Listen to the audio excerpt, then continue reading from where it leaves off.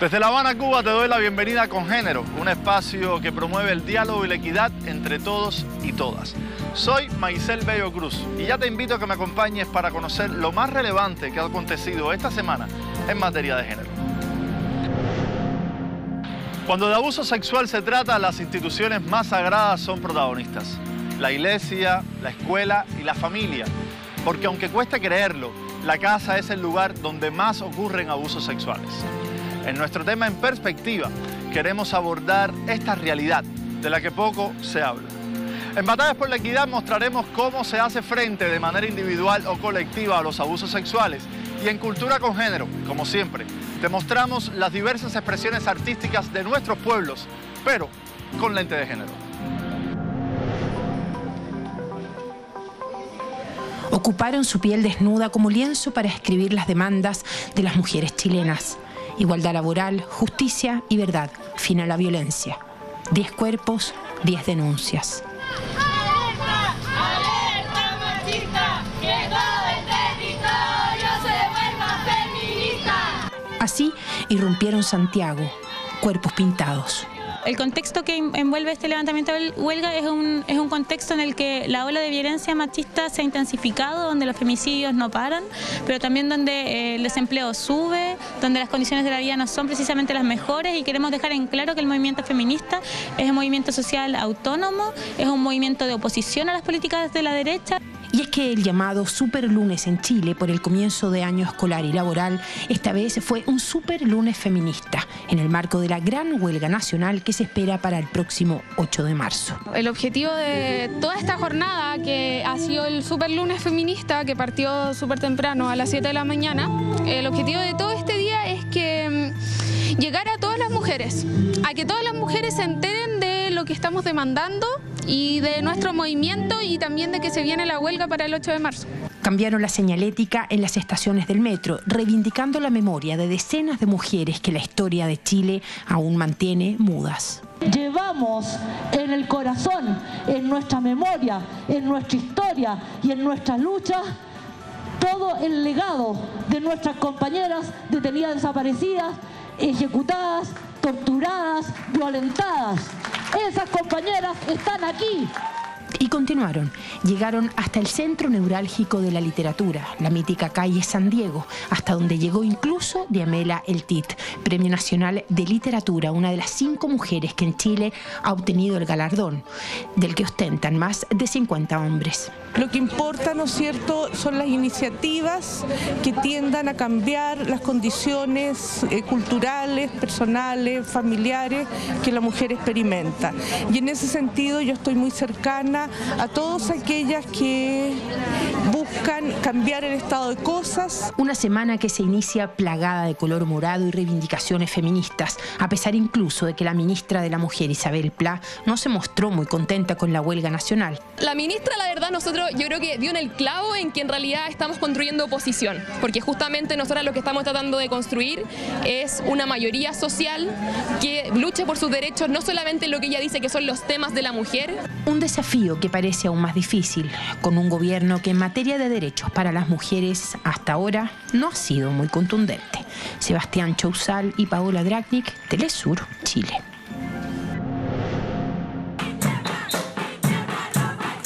Organizaciones de mujeres se movilizaron frente a la sede del Ministerio del Trabajo.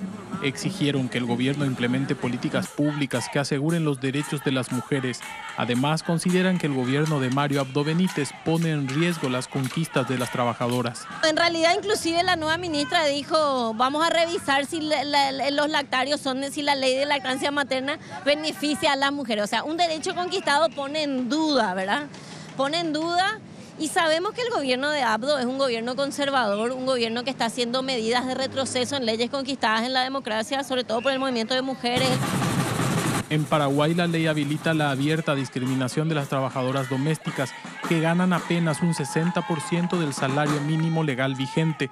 Las mujeres exigieron que el Estado garantice el salario mínimo para todas y todos. Desafortunadamente, las mismas reivindicaciones que venimos haciendo hace un montón de tiempo, hace 3 años, ya parábamos frente al Ministerio del Trabajo y seguimos con desigualdad salarial en relación a los hombres. Seguimos sin contar con lactarios, con guarderías para todas las mujeres trabajadoras asalariadas, tanto del sector público como del sector privado. Seguimos sufriendo acoso en nuestros entornos laborales. Al decir de las mujeres, el Ministerio del Trabajo no garantiza el derecho a la sindicalización y a la huelga.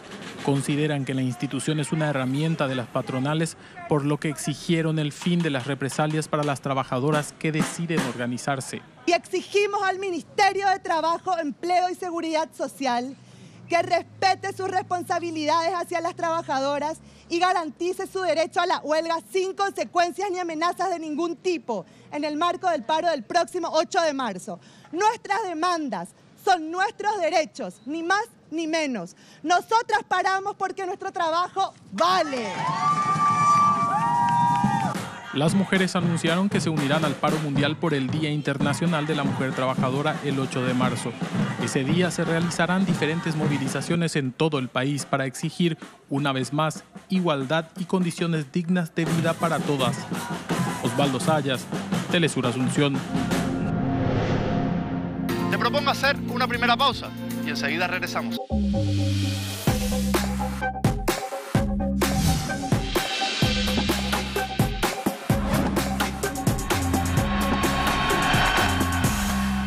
El hogar es el sitio al que todos corremos para sentirnos seguros y protegidos. Irónicamente, allí es donde más ocurren los abusos sexuales y las violaciones. Una realidad que sigue oculta. Hoy queremos abordar este problema social que tanto daño nos hace a todos y todas y que poco o nada es atendido por los gobiernos. En nuestro tema En Perspectiva nos preguntamos si es la familia una de las instituciones que más desconoce y en algunos casos protege a los agresores sexuales.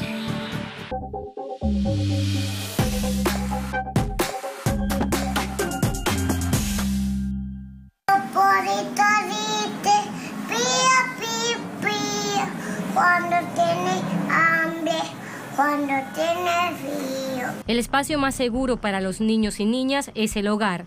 Los pequeñines suelen incluso asustarse cuando están lejos de casa, porque para ellos estar en casa es como estar dentro del castillo fuerte que los protege. Sin embargo, hay una realidad que la sociedad guarda en secreto. Lo que detona, digamos, todo reconocer que fui abusado, pues complejo.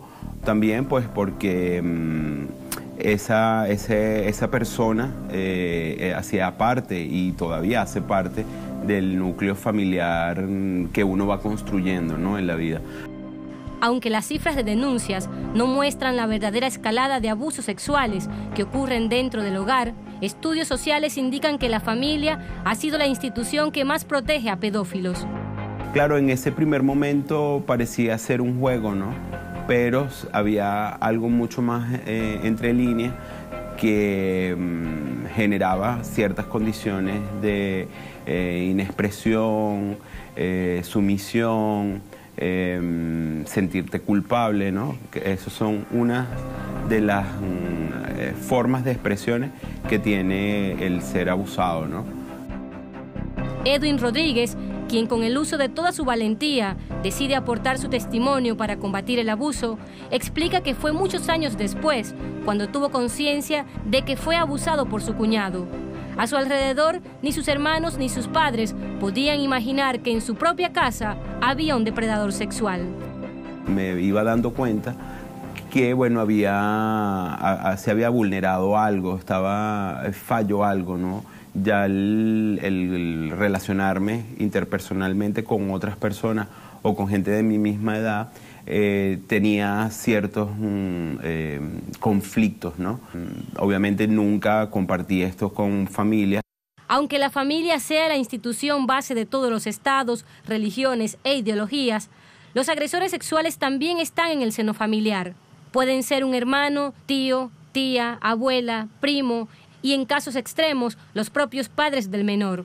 En ocasiones más dramáticas, la madre tiene conocimiento de lo que sucede y por miedo a destruir a la familia o el estigma social que supondría que se conozca del abuso dentro de su seno familiar, por lo que lo mantiene en secreto. Esas prácticas que se van haciendo cotidianas y naturalizando, por ejemplo, bueno, casos de padres que han violado por décadas a sus hijas y han tenido descendencia, pues entonces son los abuelos y son los padres, ¿no? Pero que no se denuncia y que cuando se denuncian o se muestran a lo público, se muestran como hechos aberrantes, ¿no?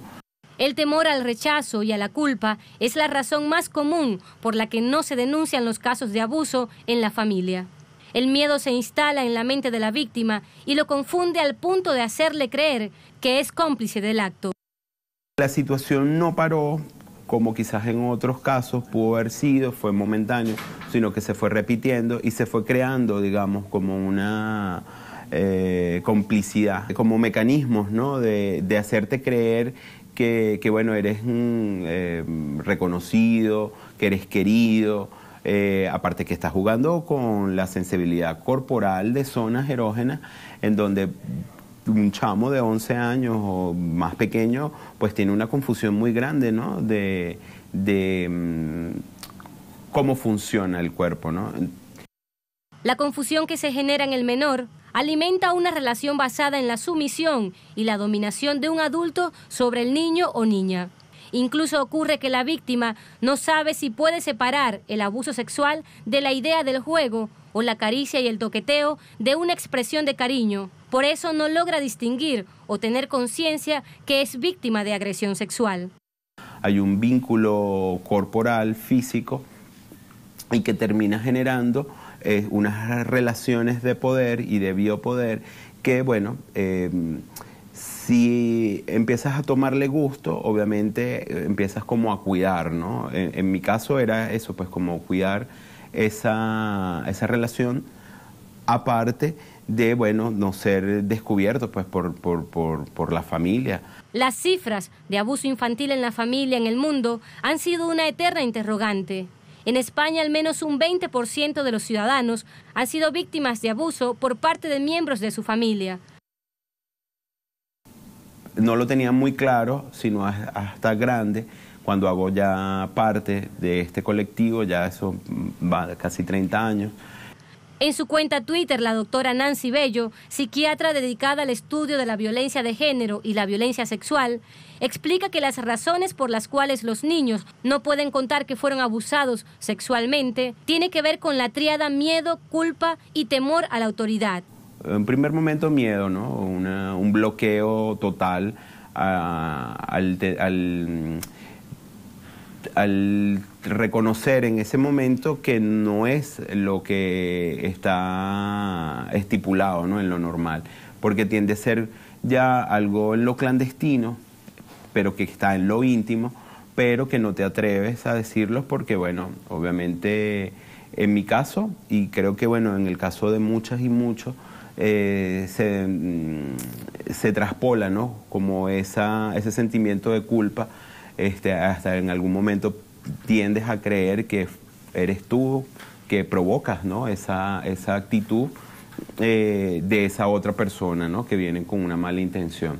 Los agresores también suelen ser menores, pero con mayor edad que sus víctimas. Esta realidad puede disminuir con una educación sexual que muestre la delgada línea entre la afectividad, la intimidad y la sexualidad, que parecen difuminadas, y esta realidad, en la mayoría de los casos, se transmite entre generaciones, por lo que es necesario políticas educativas que atiendan este fenómeno de protección al victimario. Desde la infancia se hable de una vez sobre cuáles son nuestras partes íntimas, cuáles son las partes que debemos preservar, ¿no? Como derecho a una salud sexual digna, ¿no?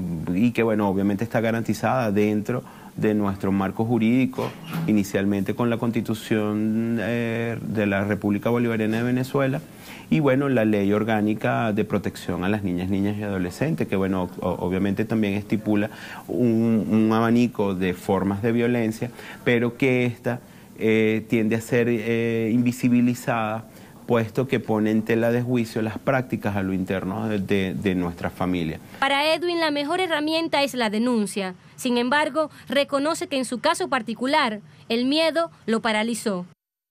Tal vez si hubiera denunciado, hubiera mencionado ese hecho, a lo mejor hubiera sido un poco traumático en un primer momento, pero hubiéramos tenido la capacidad para un desarrollo mucho más pleno, ¿no? Más digno dentro de esta sociedad en la que vivimos. La atención a víctimas de agresión sexual intrafamiliar debe ser prioridad para los gobiernos y todas las instituciones sociales que pueden ayudar a prevenir que las cifras aumenten. Mientras eso ocurre, la sanación de cada víctima es indispensable y el testimonio se convierte en una herramienta de otros que también quisieran denunciar o hablar y no saben cómo hacerlo. Hablemos ahora de números, porque cada denuncia de una agresión sexual cuenta. Queremos brindarte datos que te ayuden a alejarte de situaciones similares y además aportar herramientas para enfrentar el hecho de haber sido abusado sexualmente.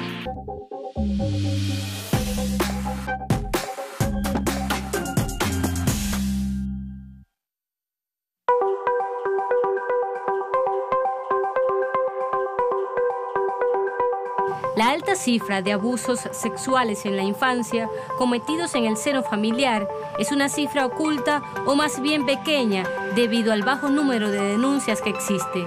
En Europa, entre el 10% y el 20% de la población española ha sido víctima de abuso sexual y por lo menos el 20% de los agresores es un menor en situación de superioridad a la víctima. Mientras que en América Latina, Colombia es uno de los países con más abusos infantiles en la familia.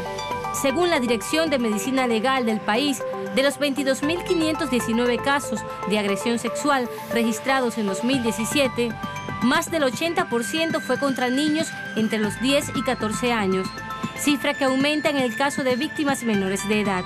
Los estudios realizados en materia de abuso infantil arrojan que solo un 2% de los casos se detectan mientras está ocurriendo. La mayoría son silenciados por miedo y por inseguridad de la víctima, que teme que el resto de los familiares no crea la denuncia, y cuando existe la denuncia, no todos los casos concluyen. Definitivamente, datos muy necesarios. Te propongo hacer una segunda pausa. Enseguida regresamos.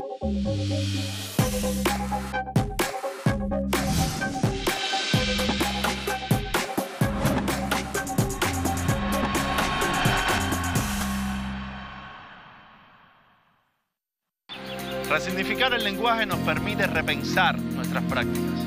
Por eso, en la sección Lenguantes definimos términos esenciales de la teoría de género. Hoy estaremos conociendo el significado de la palabra pedofilia.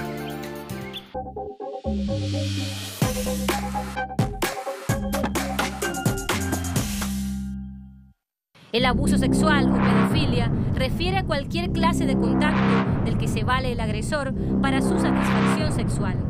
Hace referencia a cualquier clase de contacto e interacción sexual en la que desde su posición de poder, el agresor utiliza su posición jerárquica para su propia estimulación, la del menor o la de otras personas. En la sección Batallas por la Equidad queremos mostrarte el trabajo de nuestro compañero Eduardo Rote en el capítulo Las Amazonas de Misterios de la Historia.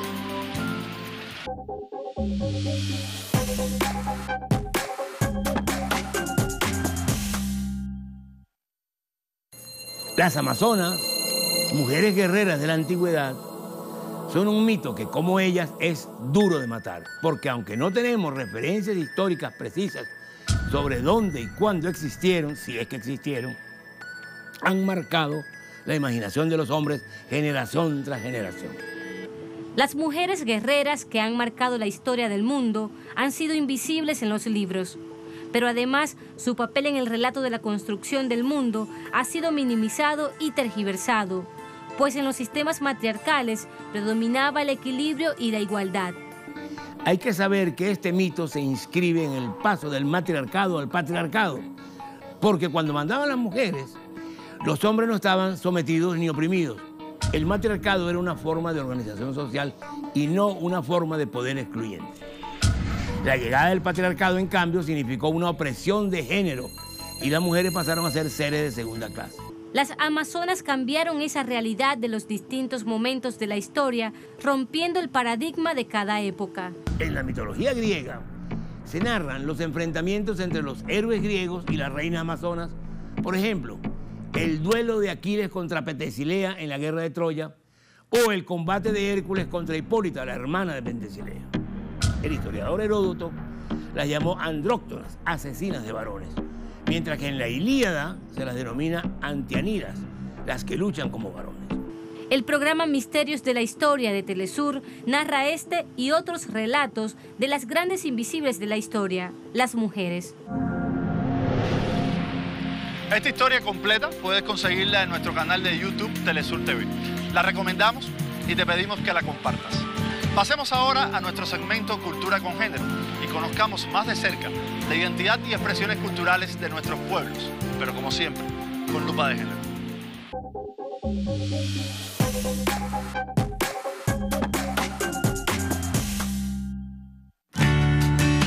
La exposición Luces del Silencio es parte de la iniciativa de un colectivo que reúne a distintos artistas visuales en función de apoyar y promover la Fundación para la Confianza, que tiene como objetivo fundamental reinstalar el concepto de confianza en la sociedad. Luces del Silencio es una exposición en la que más de 60 artistas se han reunido para apoyar la labor de Fundación para la Confianza, que trabaja por un mundo sin abuso, que construye herramientas para prevenir el abuso sexual infantil, pero también para acompañar a cientos de víctimas que han sufrido abuso sexual durante su infancia.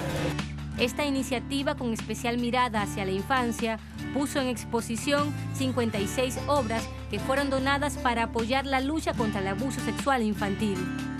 Una donación que hicieron tremendos artistas nacionales, cada uno de ellos más lindo que el otro, porque hay una causa acá detrás. Necesitamos recursos para seguir ayudando a los niños abusados. La Fundación apuesta a mostrar la importancia de contar con la ayuda de la sociedad para acelerar y potenciar la lucha contra el abuso sexual infantil, así como impulsar la prevención del mismo. Para ellos es vital recuperar la confianza y que todos los actores se sumen a combatir este terrible flagelo. Con esta información cultural nos despedimos. Recuerda que en nuestra página web telesurtv.net puedes ver esta y otras emisiones, así como en nuestro canal de YouTube. Gracias por acompañarnos. Te dejamos con buena música. Nos vemos en una próxima entrega de Con Género. Para poder existir, para mover la tierra a los hombres y sobrevivir, para curar el corazón a la mente, dejarlo fluir, para el espíritu, el